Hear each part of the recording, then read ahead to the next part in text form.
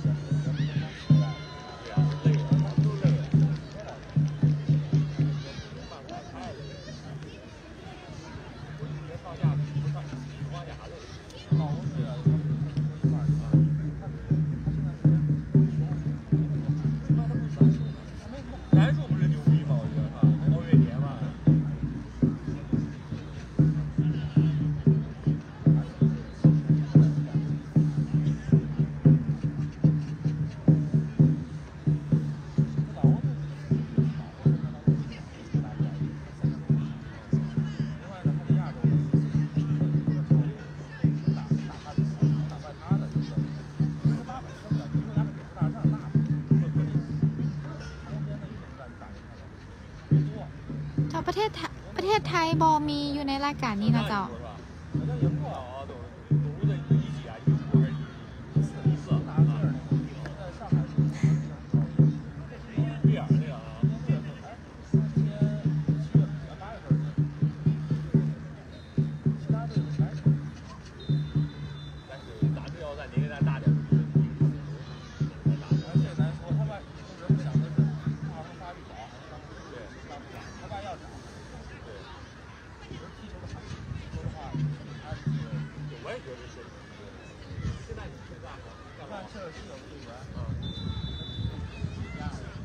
เพราะว่านัดนี้ถือว่าเป็นนัดสำคัญเนาะสำหรับสปอจีนเองค่ะเจ้าการต้องการเกี่ยมพร้อม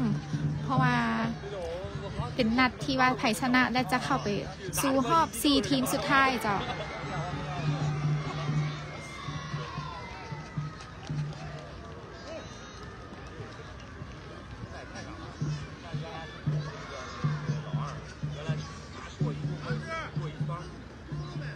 还没呢，一会儿上线。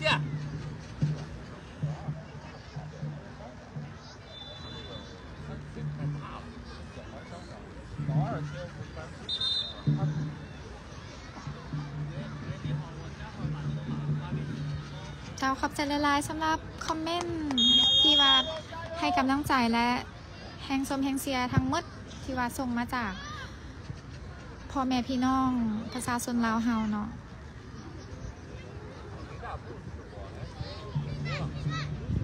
น้องๆทุกคนเพิ่นได้เห็นคอมเมนต์ทุกคอมเมนต์นะเจ้าเพิ่นเห็นแล้วเพิ่นก็ดีใจที่ว่ามีผู้ส่งกำลังใจมาให้เพิ่น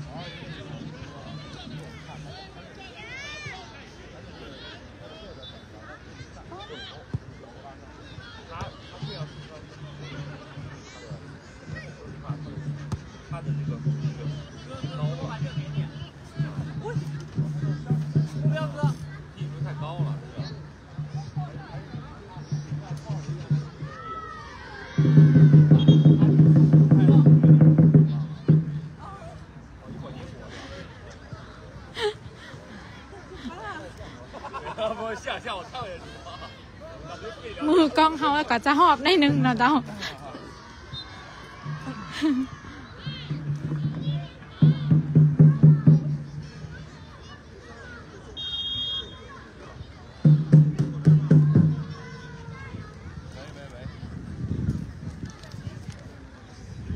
ขาจะในโค้ชเปิ้ลเพิ่นซิมาซอยภาคในการแข่งขันของน้องๆเด้อ来到比赛现场，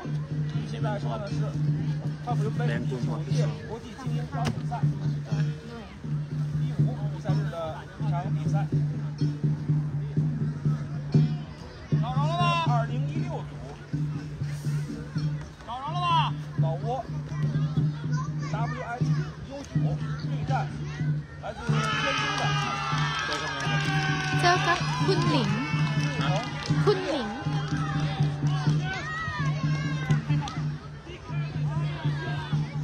ลุยเปิ้งลุยเผิงลุยเผิง老挝队呀，也是 ซ้อมประจีนแล้วก็แล้ว คุณหลิงไม่ใช่ก็ได้这一段的一个强队之一。早点踢球，踢差，速度的早点踢球，手长脚长啊，在选择方面，天赋我觉得非常的高。 พี่น่าจะไปทายญี่ปุ่นก่อนเลยจังมาก็ได้ 来参赛，他们的大哥哥呢是2014组的队员，已经在中国打了有3、4年了。16组的话，他们是第4来。就是有哪个是球队的天才，体现的他们的2016。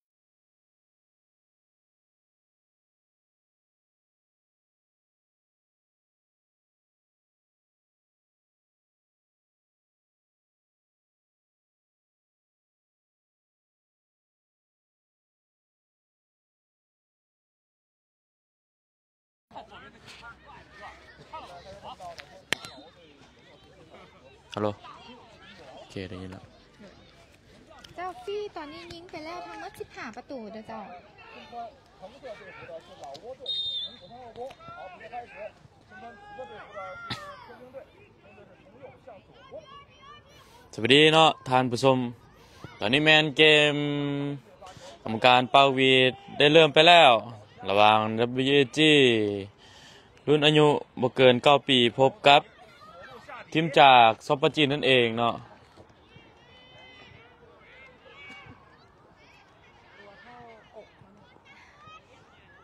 ทีมนี้มีแต่ผู้สูงๆนะ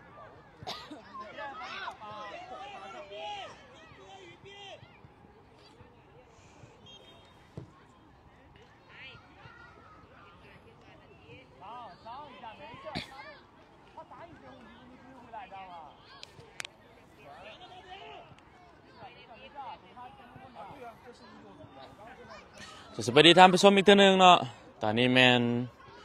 เกมได้เริ่มไปแล้วสกอร์ยังอยู่ที่0-0ระหว่าง WG นาคารุ่นอายุบ่เกิน9 ปีพบกับทีมจากซอปเปอร์จีนเนาะแบ่งเปิดมาลูกนี้ถือว่าเป็นบานออกข้างไป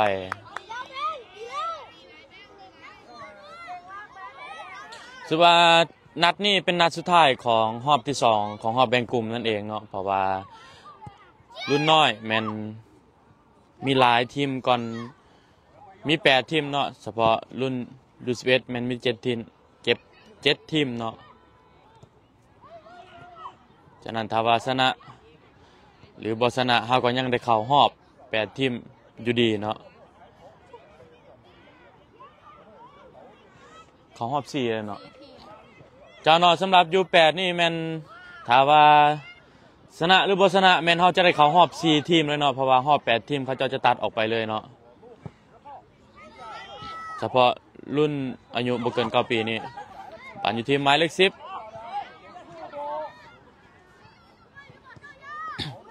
ให้มาที่มังกรไปที่ลักกี้โอ้ถือว่าลักกี้จับบานบ่ได้บานอยู่ที่คู่ต่อสู้ลูกนี่สัญญาณมันอันนั้นอีกทีนี่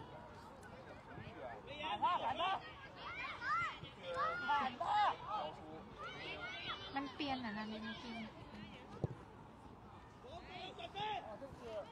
บานไปฮอดดูที่เป๊ปซี่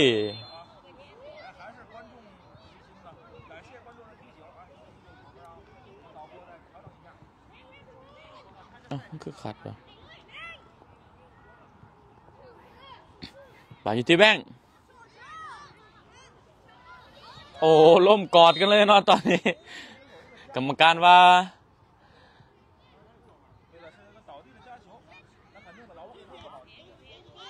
โอ้กรรมการว่าเป็นบานฟาวล์ทาง WAG เนาะซึ่งเป็นบานลูกฟรีคิกของ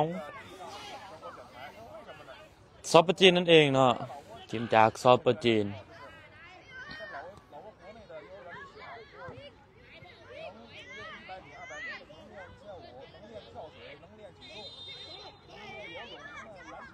บานยิงไปลูกนี่เป๊ปซี่ยังจับบานได้อยู่เป๊ปซี่เตะยาวขึ้นมาเนาะ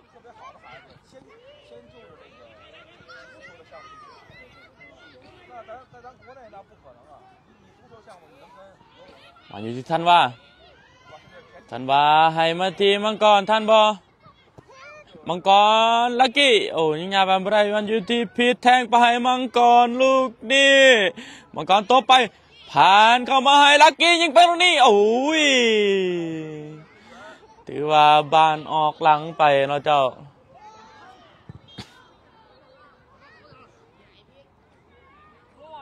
ลักกี้เกือบยิงเข่าเนาะแต่ว่าบาน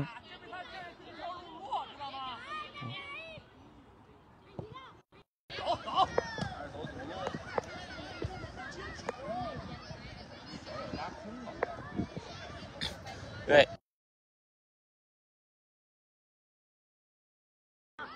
โอ้แป๊บนึง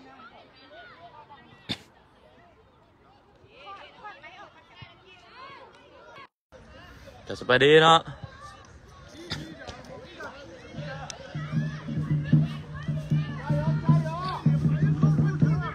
เหนื่อยมากไปฟังด้วย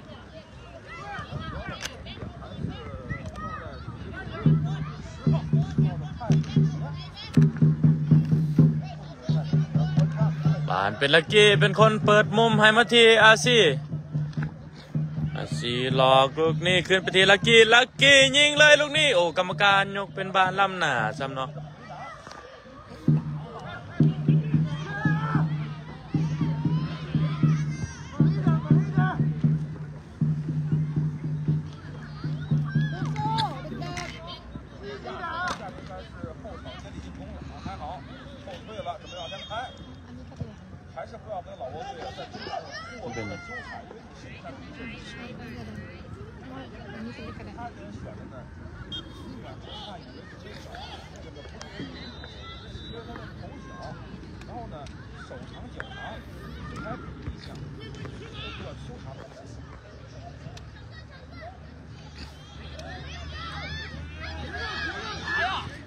โอ้ที่ว่าถือคู่ต่อสู้เตะออกด้านหลังไปเนาะเป็นบานเตะมุมของ WAG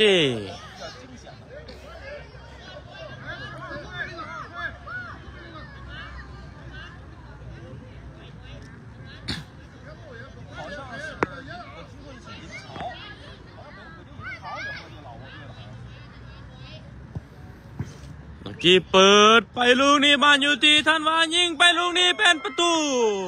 ที่ว่า WG ขึ้นนำไปแล้วอยู่ที่1-0โดยลักกี้เปิดมุมเข้าไปเนาะบานไปฮอดอยู่ที่ท่านว่ายิงเข้าไปอย่างสวยงามที่ว่า WG ขึ้นนำไปแล้วอยู่ที่1-0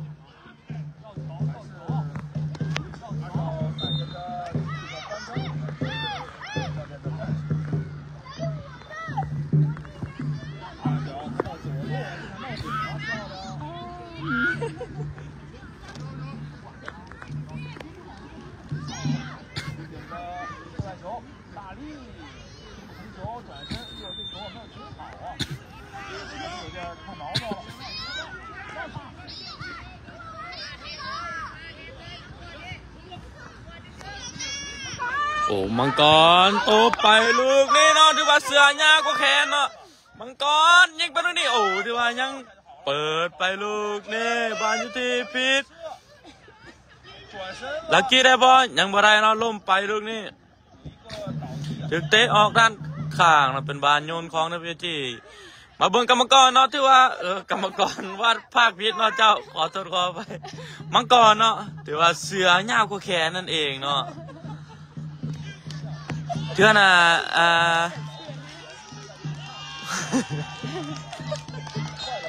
โอ้นักภาคหาก็สังเกตเห็นเนาะเจ้าเห็นแล้วก็หัวเนาะมังกร แบงค์พริกเสื้อเพิ่นคือกันเลย长袖一样，是吧？还有特技。今天早上起来，我在吃那个早餐的时候，我看到这个马路小朋友，他们送进来，我正好去。บานกุตสูส่งไปที่เบอร์10โอ้ถือว่าเป็นบานออกข้างไป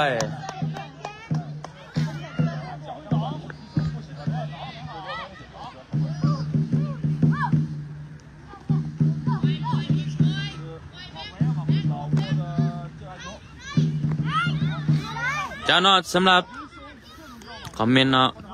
ถ้าว่าข้าพเจ้าภาคผิดประการใดหรือว่าภาคบ่ตรงบ่ทันเนาะก็ขอโทษขออภัยหลายๆด้วยเจ้า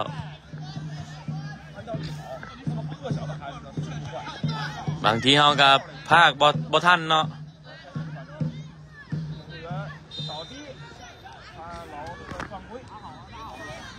เป็นบานฟ้าวเนาะ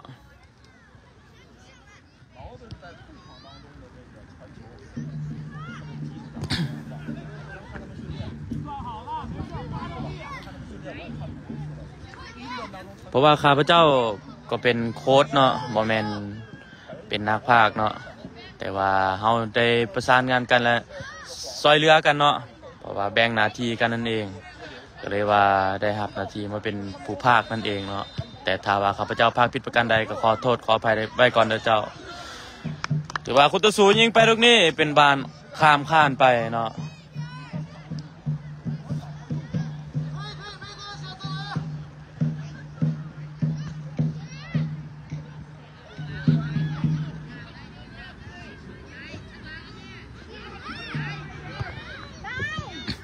บานยาวขึ้นมาที่มังกรลูกนี่ท่านบอ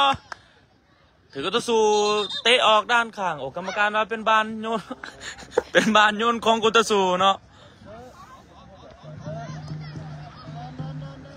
มาที่แบงค์มันที่นายให้ไปที่อาซีให้ออกไปที่ท่านว่าดวล1-1กลับขึ้นมาที่พีทโอ้พิษเตะบานมาถึงเนาะแต่ว่ายังนำมาลินได้อยู่ไหลมาที่มังกรลูกนี่ทันบ่มังกรยังเก็บบานได้อยู่เอ็มบัปเป้คอยเอากรรมการว่าเป็นบานโอ้ที่ว่าน้องเจ็บแล้วน่ะเจ็บเนาะ2เสียวบ่เนาะโอ้ยางขยเยกเลยเนาะไหวบ่เบิ่งอาการน้องจะเล่นต่อได้บ่ข้าพเจ้าเชื่อว่าได้เนาะเพราะว่าเมื่อก่อนเนี่ยเป็นนักเตะที่ว่าแข็งแรงเนาะแข็งแกร่งนั่นเองถือว่ามานี่ให้นับบ่ถ้วนเลยเนาะถือว่าให้ประมาณ10 เทื่อแล้วลักกี้เปิดไปตรงนี้กรรมการว่าเป็นลูกเตะมุมอีกเทื่อหนึ่ง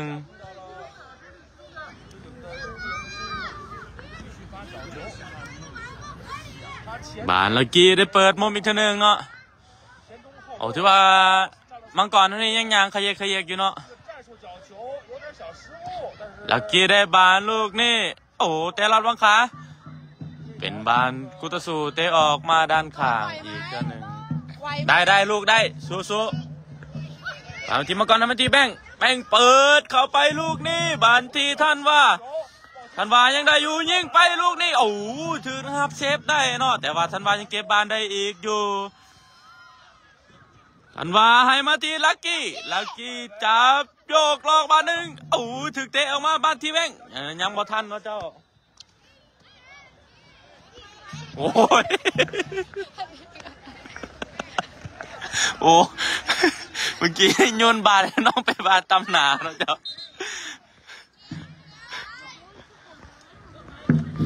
มันใกล้พวกนะพวกเจ้าก็ต้องอยู่ใกล้ๆต่อขอโทษนะเจ้าเมื่อกี้นี่บานมาทีกุตสุหมายเลข10ตบไปลูกนี่นายเตะอาตรงนี้เป็นบานออกหลังไปถือว่าเป็นบานตั้งเตะขึ้นของ WSG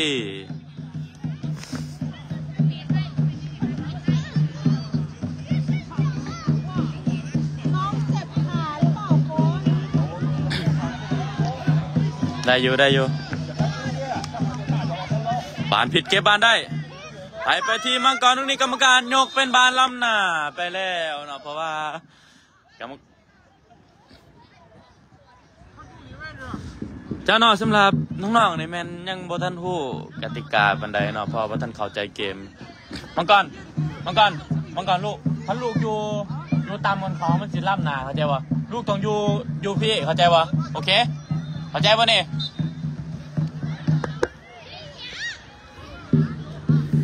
บานเปิดเข้าไปลูกนี่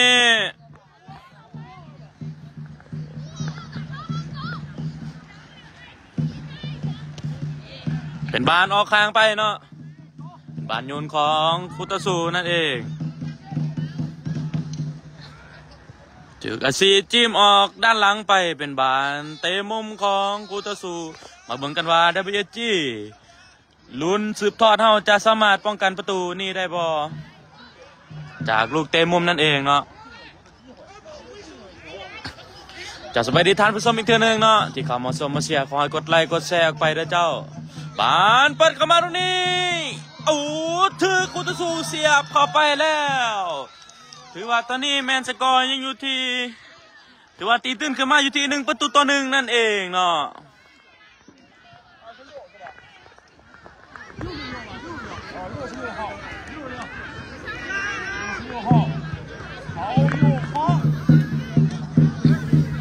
จะสบายดีท่านผู้ชมอีกทีนึงเนาะตอนนี้แมนสกอร์อยู่ที่1-1บานไปที่อาซี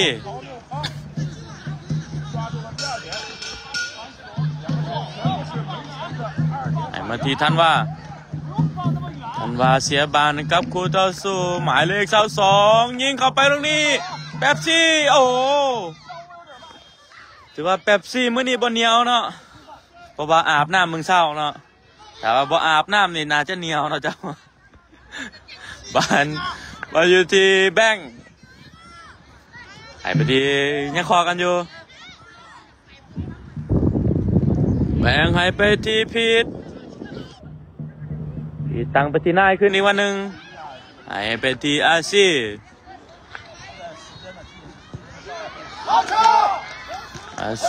ยาวขึ้นไปให้ท่านว่าลูกนี้ถือว่าแห้งเกินไปเนาะเป็นบานออกหลังไปถือว่าเป็นบานตั้งแต่ขึ้นของคูตาสูนั่นเองสวัสดีท่านผู้ชมอีกท่านหนึ่งเนาะที่เข้ามาชมมาเชียร์ขอกดไลค์กดแชร์ไปเจ้าเพื่อเป็นกำลังใจให้ลูกๆหลานๆตัวแทนหนึ่งเดียวจากสปป.ลาวก็คือ WSG ที่มาแข่งขันอยู่ที่รายการไฟยิงครับอยู่ที่เมืองเทียนจินอยู่ที่ปักกิ่งนั่นเองเนาะบานอยู่ที่กำมัง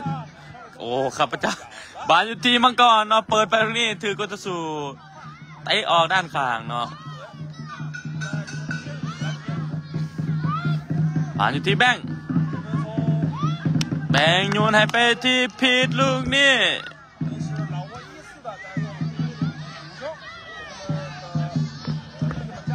เจ้าเนาะสำหรับข้าพเจ้าว่าไปก็ว่าเพื่อ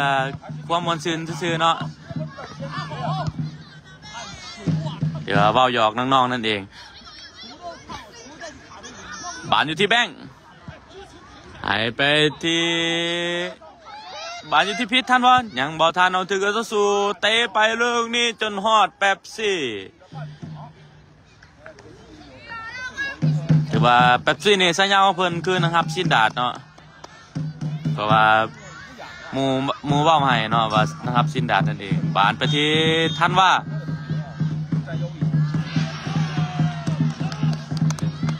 ยังได้อยู่ว่าลูกนี่โอ้ถือว่าสู้เตะซ้ำเนาะมังกรยังได้อยู่เอ็มปาเป้ให้ไปที่พีทดึงบาทหนึ่งหายไปที่ท่านว่ายังได้บอถือก็จะสู้เตะลูกนี่ลักกี้ได้บอโอ้ล้มเองซ้ำเนาะบานถือก็จะสู้เตะจนฮอดด้านหลังเนาะถือว่าสายย่อถือว่าสายญาของน้องๆแต่ละคนนี่มันมีเนาะเพราะว่าเขาเจ้าแซวกันตลอดเนาะเดี๋ยวเป็นอีกโมเมนต์หนึ่งที่น่าฮักเนาะเจ้า ผ่านมาที่นายเปลี่ยนไปที่อาซี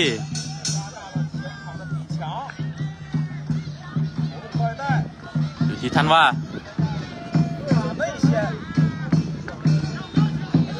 ให้ไปที่อาซีอีกเท่านึงเปลี่ยนมาที่มังกรยังท่านยังบ่ทันถึกหมายเลข10ตัดไปได้เรื่องนี้ดวล1-1กับเจ้าแบงค์เปิดเข้าไปตรงนี้ถึกอาซีสกัดออกมาเนาะเป็นบานอยู่ที่ลักกี้ได้บ่มังกรให้เป็นลักกี้บานอยู่ที่ท่านว่า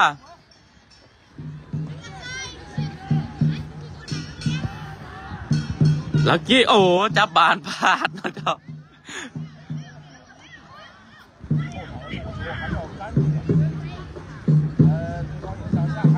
บานยังบ่ออกกรรมการยกเป็นบานออก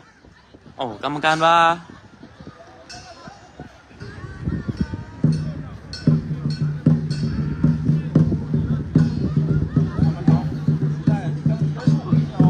ให้เป็นบานฟ้าวเนาะ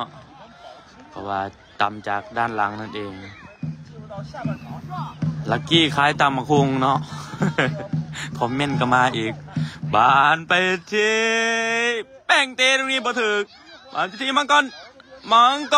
รยาวขึ้นมาลูกนี่ถึงก็สู้ยิงไปลูกนี่เข้ามือพวงซาประตูนะครับสินดาเท่าว่าจังได้เนาะให้มาที่เจ้านายกรรมการบางหน่อยนึงนายเปิดมาให้มังกรลูกนี่โอ้ถือว่าแห้งเกินไปเนาะเจ้าออกข้างไปนั่นเองเจ้าเนาะก็มีรุ่นอ้ายอยู่11เนาะที่ว่ามาเชียร์น้องๆนั่นเองเนาะ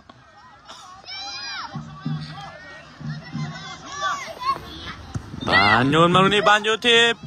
พิษโอ้กรรมการเป่าจบครึ่งเวลาทำอิฐเป็นอยู่ที่1-1เนาะ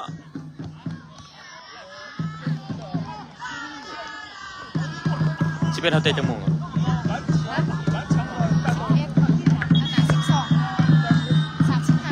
ไปเบิ่งกองเชียร์เนาะ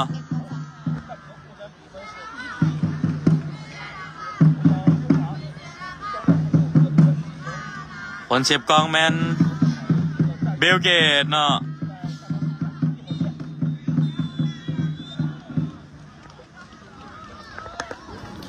จะน้อยอีกเท่านึงเนาะถือว่าเกมได้จบครึ่งเวลา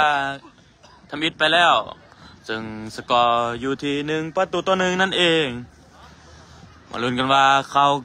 กลับเข้ามาเวลาตั้ง2น้องๆจะสามารถยิงอีกได้บ่กองมีอยู่เนาะเพราะว่าน้องๆกำลังเสพอยู่เมื่อกี้นี่ทายให้เบิ่งแล้วเนาะเจ้าอนุศักดิ์เป็นคนเสพนั่นเองอนุศักดิ์มันเตรุ่นอายุ11ปีเนาะเจ้าซึ่งแข่งอยู่นี่มันรุ่นอายุ9ปีนั่นเอง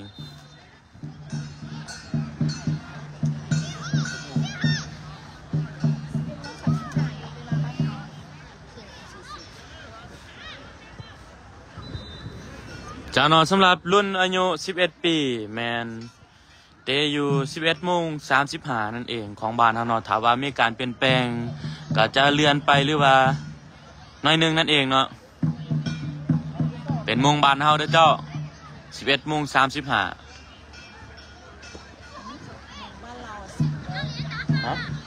บ้านเรา10 โมงเขาเลื่อนเขาอัพตอนเช้าเป็น11:40เวลาที่บ้านเฮา10:35เจ้าเนาะถือว่าโมงบ้านเฮาเนาะเขาเจ้าเปลี่ยนใหม่เป็นอยู่ที่10:40นั่นเองเนาะสำหรับรุ่นU11ที่จะแข่งขัน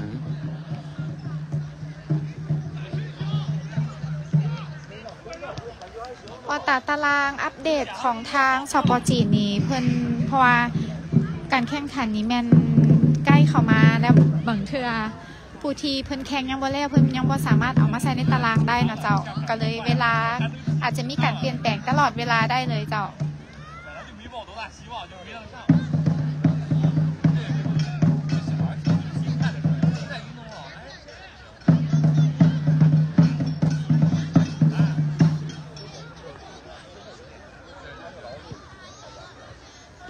ถ่าเบิ่งน้ำกันว่าโค้ชของพวกเขาจะแก้เกมในครึ่งที่2นี่แนวใด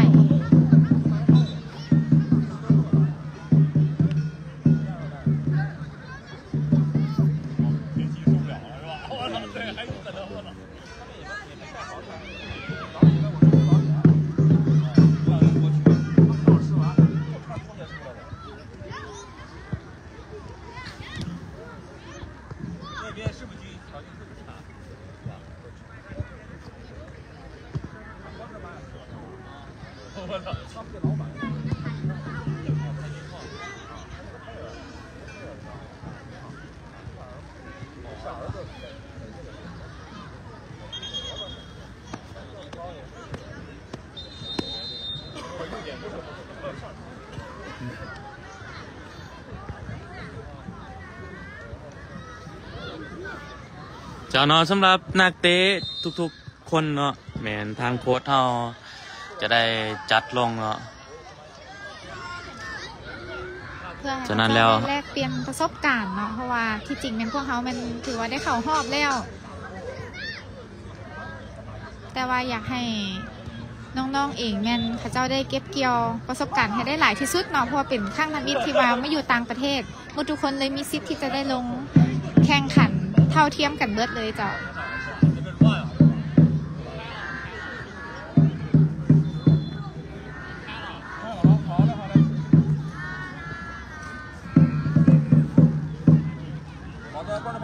ขอบใจหลายๆสำหรับกองส้มกองเชียร์เด้อเจ้าที่เป็นกำลังใจให้กันทุกๆนัดเลยเจ้าหลังจากจบการแข่งขันเป็นจังไหนแอดมินจะอัปเดตตารางเข้าไปในโพสต์ให้เด้อเจ้าเพราะว่าบางเทื่อหลังจากจบการแข่งขันแล้วพวกเขาต้องได้เบิ่งนำนักกีฬาอีกนะเจ้าเลยบ่ทันได้มีเวลามานั่งอัปเดตเทื่อมังกรยังจับห้ำเหรียญอยู่เนาะเจ้าเจ้าเนาะสวัสดีท่านผู้ชมอีกทีนึงเนาะกับคำวิจีตั้ง2เนาะถือว่าตอนนี้แมนประตูอยู่ที่1ประตูต่อ1บานให้ไปที่มังกรลูกนี่ท่านบอถือก็จะสู้เตะออกมาเนาะแต่ว่าตอนนี้ที่พิษให้ไปที่มังกรอีกเทื่อนึงมังกรเปิดตรงนี้ติดกูตะสูให้มาที่พิษถือกูตะสูเตะออกด้านหลังไปเป็นบานในมุมของ WAG เนาะเจ้า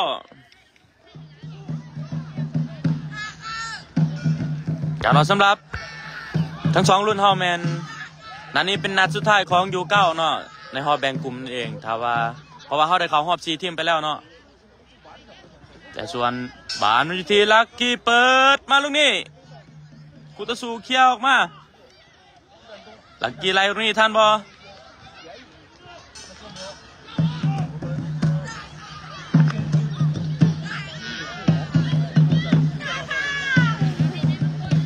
บานยกไปที่ลักกี้ลูกนี้บานปล่อยให้ที่มังกรโอ้กรรมการยกเป็นบานล่ำนานะเจ้า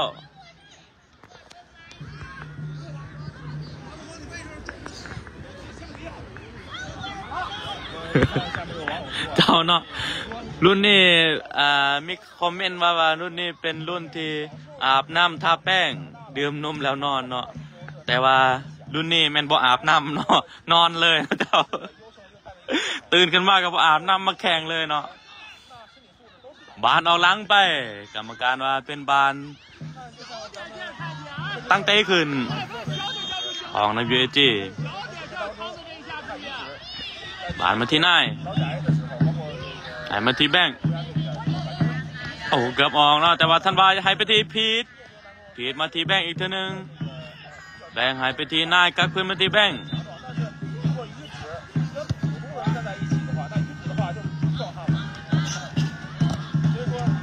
เป็นบานออกข้างเป็นบาน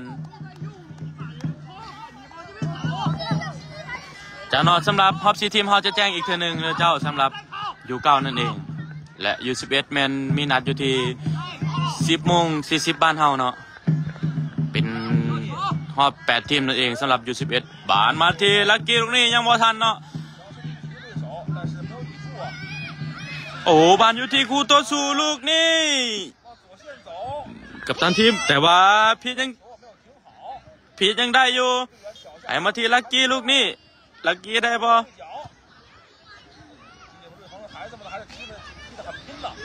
บานทีแบงให้มาที่ทันวาลูกนี่ถือคู่ต่อสู้ญาติได้โอ้ถือว่าจะเปิดไปลูกนี่แต่ว่าออกหลังไปเนาะเจ้า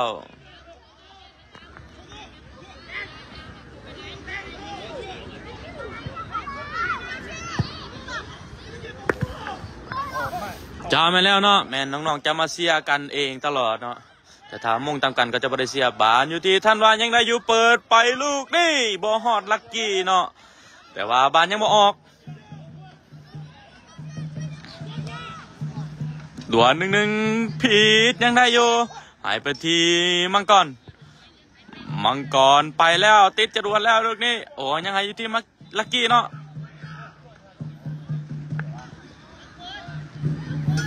เป็นบานออกข้างไปเนาะ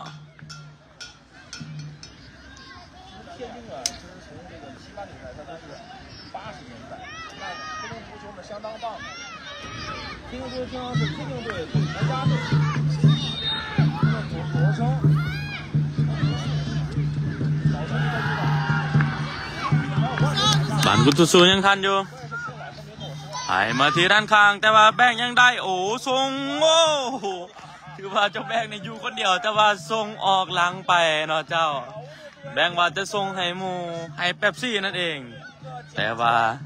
บ่ซื้อเนาะมาเบิ่งกันว่าน้องๆ WG รุ่นอายุบ่เกิน9 ปีจะสามารถ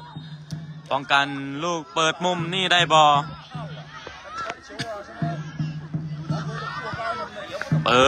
ดเข้าไปลูกนี้เป๊ปซี่เซฟถือกุตุสูยิงโอ้ถือว่าข้ามข้านไปไล่เติบเนาะเจ้า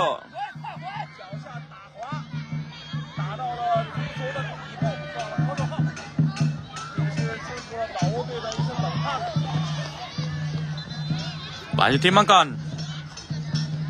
โอ้โหของแกงตัวเองเนาะเพื่อเป็นบานออกข้างไป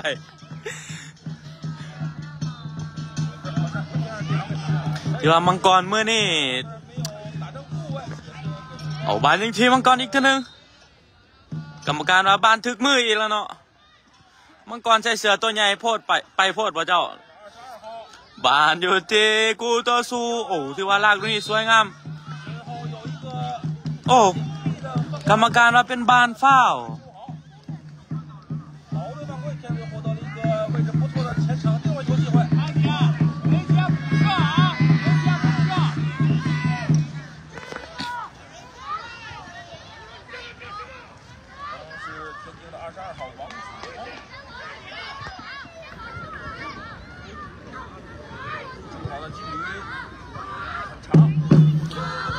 โอ้กำแพงมีแต่ผู้สูงเนาะเจ้าบานยิงไปลูกนี่ถือว่าออกหลังไป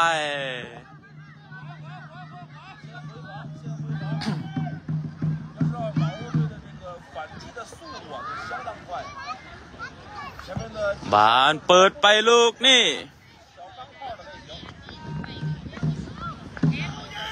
ผิดแทงไปที่ท่านว่าลูกนี่ท่านว่าอันว่าให้มาที่ผิดอีกตัวหนึ่งบานที่แบงโอ้แบงเข้าไปหัวลูกนี่กรรมการว่าเป็นบานออกข้างไปเนาะแองโยนไปที่ท่านเป็นบานออกข้างไปอีกตัวหนึ่งนะเจ้า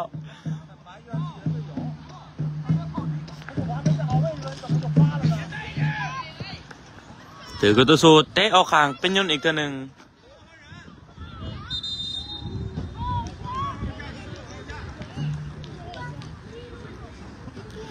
เจ้าเนาะสำหรับเอ็มบัปเป้แมนลงแล้วเนาะ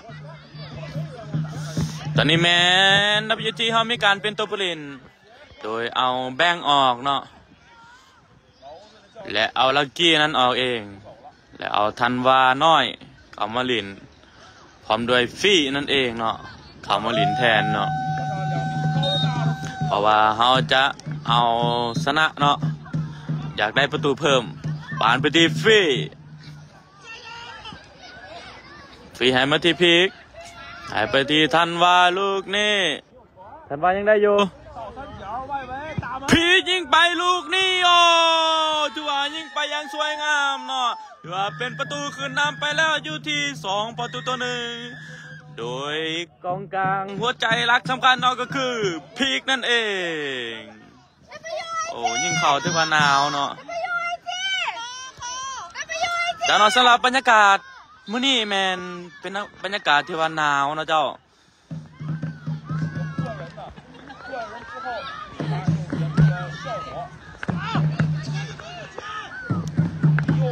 บานอยู่ที่ทันวาได้ลูกนี่โอ้มืนล่มเอง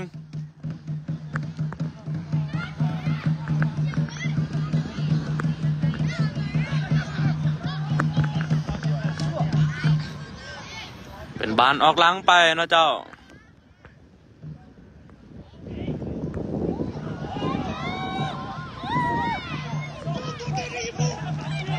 สำหรับแข่งอยู่นี่แมนรุ่นอายุบ่เกิน9 ปีนั่นเองเนาะเจ้าเปิดขึ้นมาลูกนี่บอลอยู่ที่คุตสุ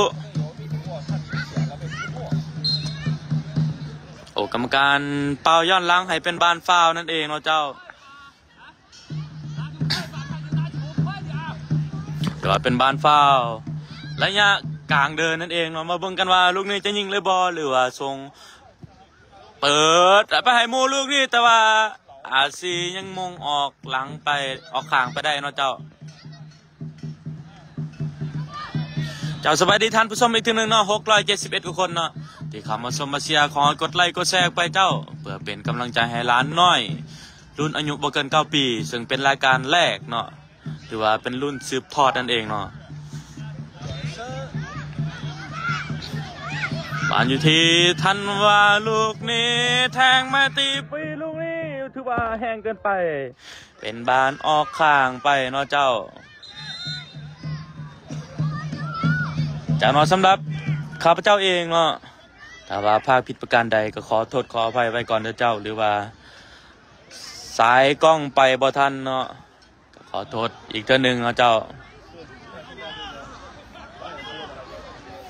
รอบนี้แม่นเป็นรอบแบ่งกลุ่มของเทื่อที่2นั่นเองเนาะเจ้าซึ่งเป็นนัดสุดท้ายของU9เพราะว่าU9นี่แม่นได้เข้ารอบ4ทีมไปเป็นที่เรียบร้อยแล้วเนาะเพราะว่าเขาเจ้าตัดรอบ8ทีมออกเลยเนาะบานที่ทันว่าหายไปที่อาซี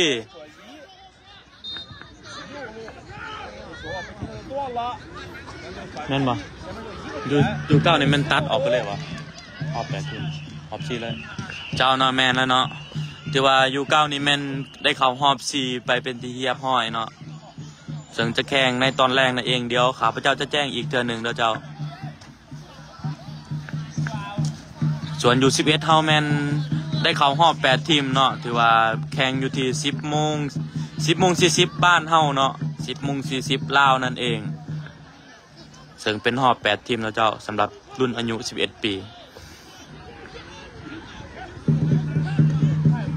บานโยนมาที่พีทยังได้อยู่ให้ไปที่มังกรลูกนี้ยังทันอยู่เอาถือสไลด์ตัวนี้ล้มปังงางเลยเนาะแต่ว่ายังลุกขึ้นมาได้โอ้ถือว่ากรรมกรอีกแล้วนักพากย์นี่พากย์พิษตลอดเนาะมังกรนะบ่แม่นกรรมกรเนาะเจ้า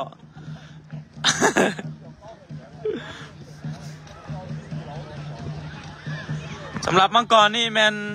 เป็นนักเตะที่ว่ามีความไวเนาะมังกรเป็นคนที่จะเปิดเตะมุมมาลูกนี่ฟรียิงไป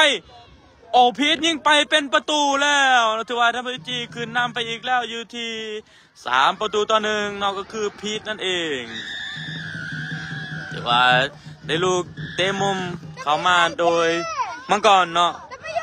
มาถือพีทยิงเข้าไปเป็นอยู่ที่3-1ม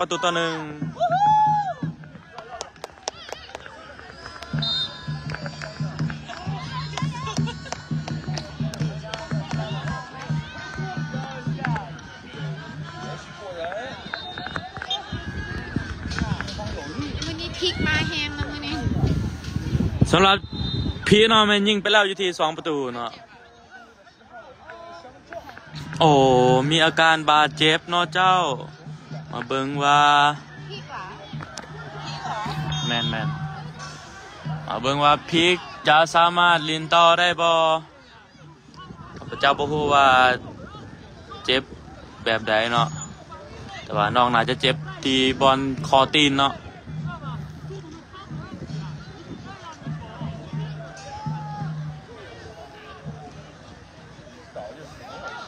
ยังลุกขึ้นมาลินและต่อเนาะ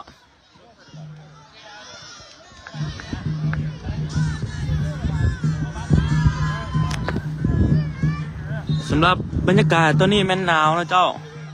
หรือว่ามีลมหนาวๆเนาะมื้อนี้มีเพียงแต่13 องศาเท่านั้นนะเจ้าโอ้บานไปอยู่ที่มังกรลูกนี่ให้มาที่ฟรีไหลมาที่ธันวาน้อยยิงไปลูกนี่โอ้ที่ว่าบานที่กุตสูยังทันอยู่เนาะบานให้ไปที่ฟรีกรรมการบอกว่ายังให้ลินต่อบานไปที่ธันวาอีกเท่านึงให้ไปที่พีดยิงไปลูกนี่โอ้ยถือว่าถึกนะครับซอยได้เนาะเซฟออกด้านหลังไปเป็นบานเตะมุมของ WAG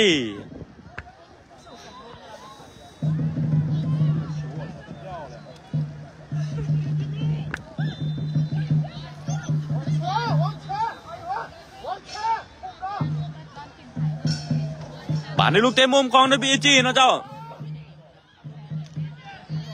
โดยธันวายกมือให้สัญญาณหมูเปิดเข้าไปลูกนี่บาทีมังกรโอ้มังกรยังอวยรถอยู่เนาะโอ้ยถือว่าถูกคือคู่ต่อสู้เตะออกด้านข้างเป็นบานโยนอีกเท่านึงของ WAG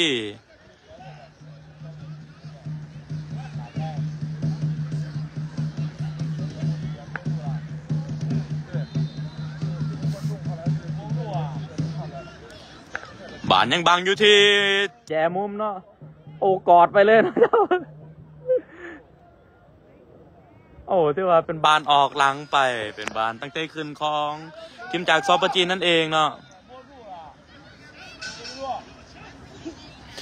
จะนอนสบายดีท่านผู้ชมอีกทีนึงเนาะโอ้ตอนนี้แมนนักเตะจากซอปจีนได้ครับอาการบาดเจ็บแล้วเจ้าเบิ่งว่าจะสามารถลุกขึ้นดินนะบอยังลุกขึ้นมาลินได้ต่อเนาะถือว่าเด็กน้อยนี่มันจะได้รับอาการบาดเจ็บง่ายเนาะถึกเต้นได้หนึ่งก็จะล้มลงเนาะบานเปิดขึ้นมาลูกนี้พีกยังเก็บบานได้พีกดีดขามหัวลูกนี้ให้ไปที่มังกรลูกนี้ท่านบ่มังกรผ่านไปที่พีกยิงไปลูกนี้โอ้ยเกือบเป็นประตูนะเจ้าแต่ว่าถือกุตุสูบานเป็นออกข้าง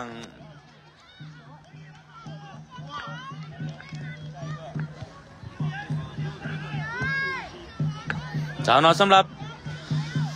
สภาพบรรยากาศแม่นหนาวหลายเนาะเจ้าโอ้โหทุ่มบ้านถือว่าเป็นบานฟ้าเลยเนาะถือว่าน้องๆอยู่เก้านี่แม่นยังบ่ทันเข้าใจในการเตะบานหลายพอสมควรเนาะเพราะว่าเอาก็เป็นครั้งจำอิดที่ว่าได้ออกต่างประเทศนั่นเองเนาะที่ว่าออกต่างประเทศที่ว่ามาไกลที่สุดสำหรับเขาแล้วเป็นครั้งจำอิดนั่นเองเนาะแต่ก็บ่เป็นยังแล้วเจ้าน้องๆจะได้เรียนรู้ไปแล้วเก็บเกี่ยวประสบการณ์ไปเองบานออกข้างเป็นบานโยนของ WAG ถึกหมายเลข2ตัดได้ลูกนี่ยังไปได้อยู่เปิดไปลูกนี่ออกหลังไปเนาะถือว่าบาดเป็นลูกตั้งเตะคืนของ WAG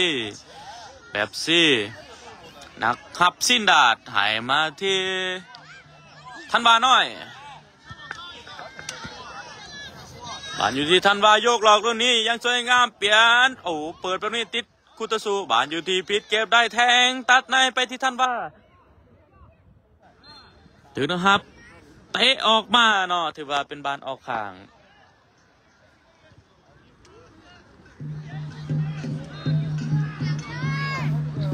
บานโยนไปให้ที่พีก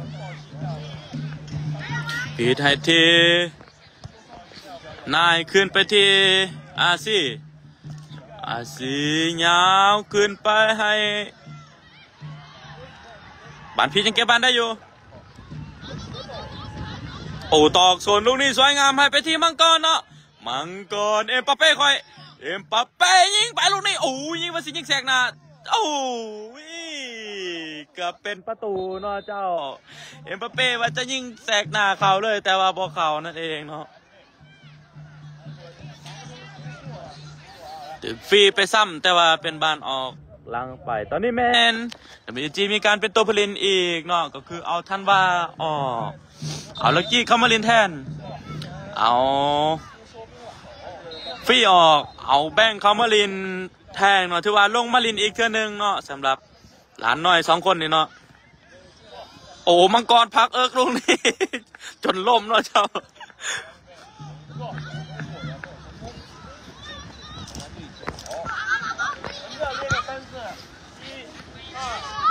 หายไปที่ไหน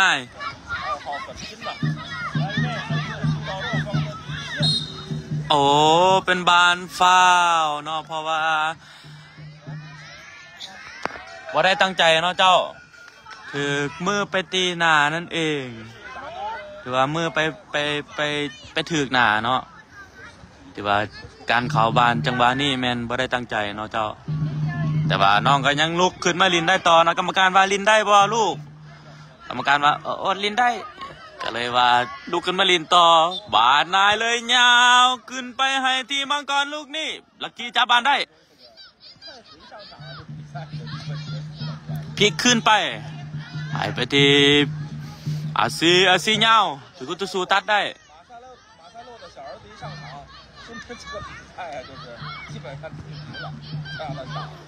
โอ้ลมทั้งสองเนาะ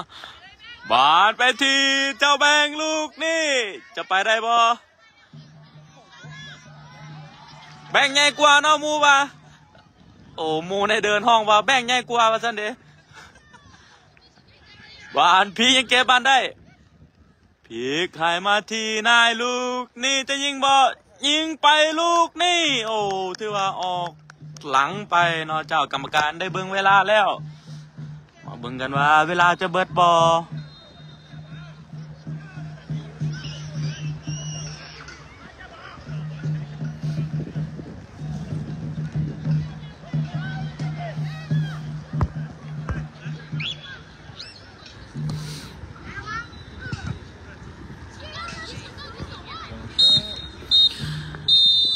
กรรมการเป่าจบเวลาไปเป็นที่เรียบร้อยเนาะ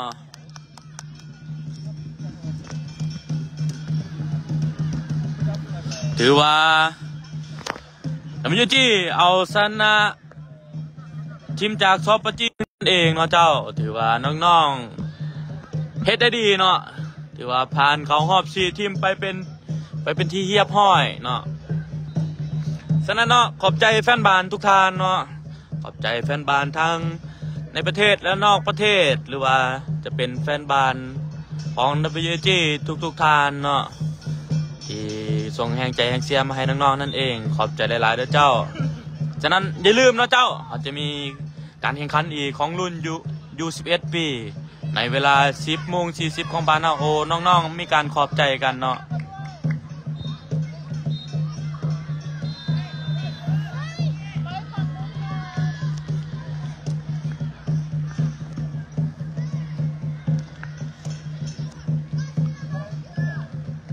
จากนั้นสำหรับการแข่งขันของU9ในรอบแบ่งกลุ่มรอบที่2นี่แมนได้จบลงไปแล้วเด้อเจ้าถือว่าน้องๆได้เข้ารอบ4ทีมไปเป็นที่เรียบร้อยเพราะว่ารายการเขาเจ้าตัดรอบ8ทีมออกเนาะซึ่งเลือกเอารอบ4ทีมเข้ามาแข่งเลยแต่สำหรับรุ่นอายุ11ปีนั่นแมนได้แข่งรอบ8ทีมเนาะในเวลาอยู่ที่ 10:40 ของบ้านเฮาเนาะขอรอบ4ทีมแล้วเด้อทีมแล้วเชียร์เก่งไหมตอนนี้แม่น้องๆกำลังไปขอบใจรุ่นอ้ายเนาะ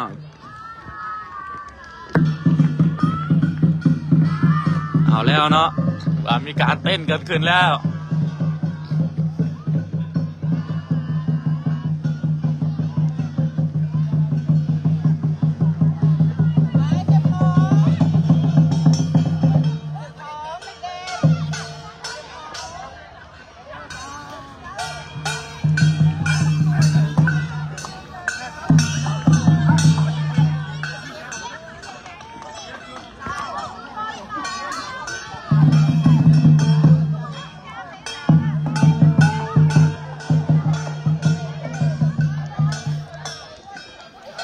แล้วเนาะ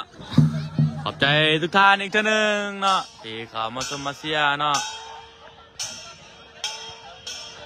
ขอบใจเนาะสำหรับคอมเมนต์ที่ว่าได้แซมมาเด้อ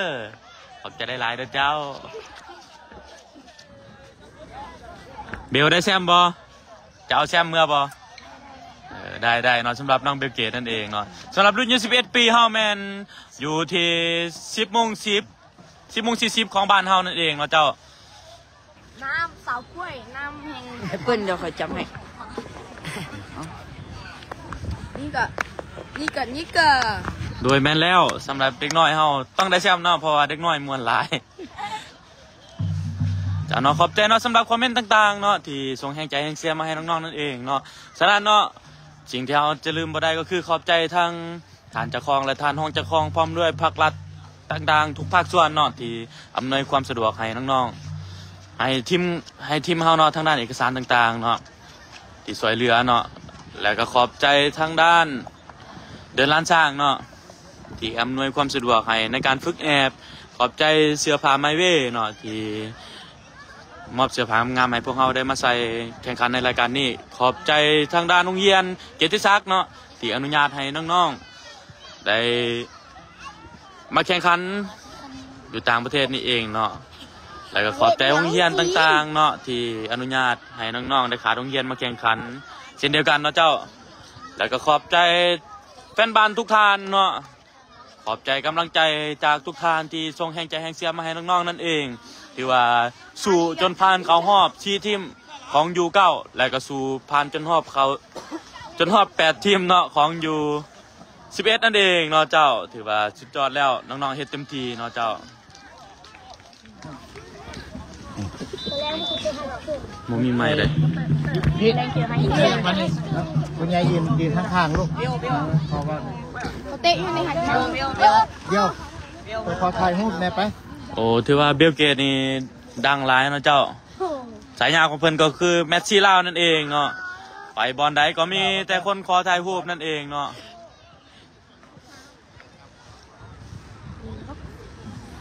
นั่นถ่ายหมูแล้วข้างหลัง let's go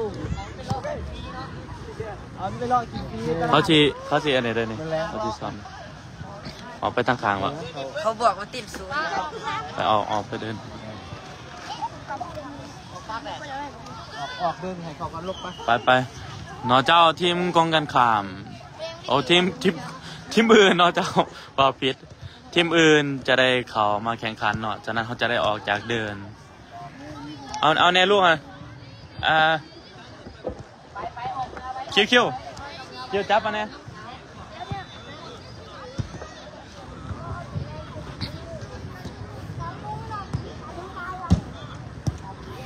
เจ้าเนาะอีกอย่างหนึ่งเนาะเราจะได้ขอบใจทานประธานเวียงชัยวิทยกุลเนาะก็คือที่เพิ่นได้ทุ่มเททุกสิ่งทุกอย่างบอกว่าจะเป็นเงินคำกำแก้วหรือว่า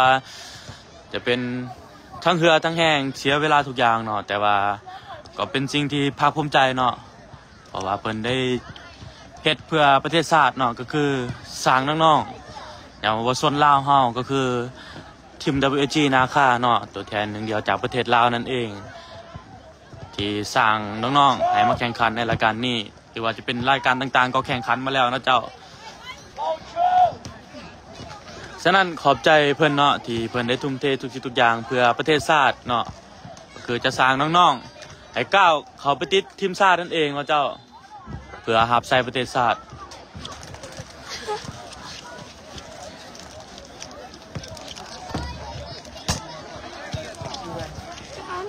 ของอันนั่นแหละคือใครเด้อ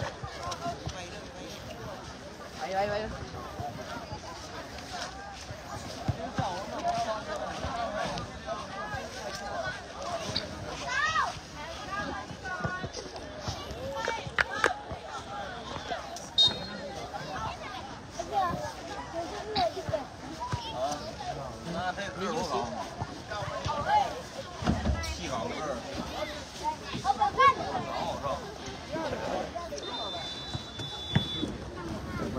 มามังกรมาพิษนะพี่แบ่งไม่ใส่แบ่งพี่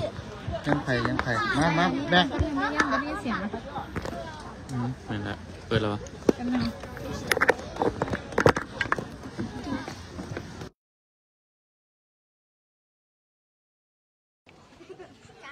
ฮัลโหลฮัลโหล ได้ยินได้ยินเบาดู โอเค เบาดู ตามมา นั่งกินแบบนั่งกินแบบ ลักกี้ไปใส่ ทำไมกูพูดไปพูดแล้วไปพูดหมดแล้ว โอเค นั่งกินแบบ เอ้ยจับถังอ่ะ มันอยาก โอเคข่าวดีเด้อเด็กน้อยเฮาอยู่เก้าทำเกือบสำเร็จแล้วมื้อแรงเตะรอบ4ทีมได้เข้ารอบ4ทีมแล้วอยู่เก้าเฮาเนี่ยเอาโซน่าเดี๋ยวโอเคนี่แหละจะอาจจะคั่วแซมเมื่อฝากพี่น้องพ่อแม่พี่น้องเนาะอยู่เมืองลาวเนาะโอเคแม่นบ่แป้งสู้บ่ลูก สู้ โอเคมือแรงให้ชนะเด้อเข้ารอบ4ทีมเนาะมืออื่นไปซิงแซมโอเค เลย โอเคสู้บ่ลูก สู้ โอเคเอาขอบใจแฟนเอาอีกบันหนึงกองเสียร์กองนั่นอีกบันหนึ่งไว้ 1 2 3ขอบใจกองเชียร์โฆษณาส่วน ให้กินพิซซ่า ส่วนอยู่11แล้วแม่นเข้ารอบ8ทีมละมือแรงคันชนะก็จะไปต่ออีกตอน3 โมง 4 โมงคันจะไปเตะรอบ4ทีมไฟนอลคือเซมิไฟนอลคือกัน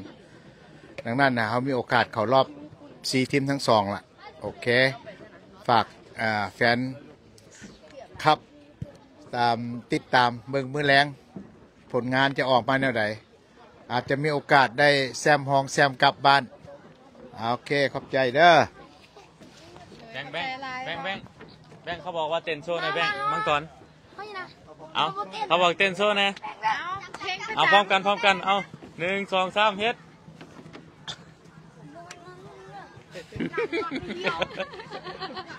มังกรเดี๋ยวมังกร ชวนเลยมังกร เอ็มบัปเป้เนาะ เต้นไหม ต้องมีเพลงมา เจ้าอยากเบิ่งจุกลูก โอเคจ้าเนาะ มันย้อนสีฟ้าทำไม ว่าน้องแม่ เอาว่า ส่งให้ แม่เขาขอเงินเนี่ย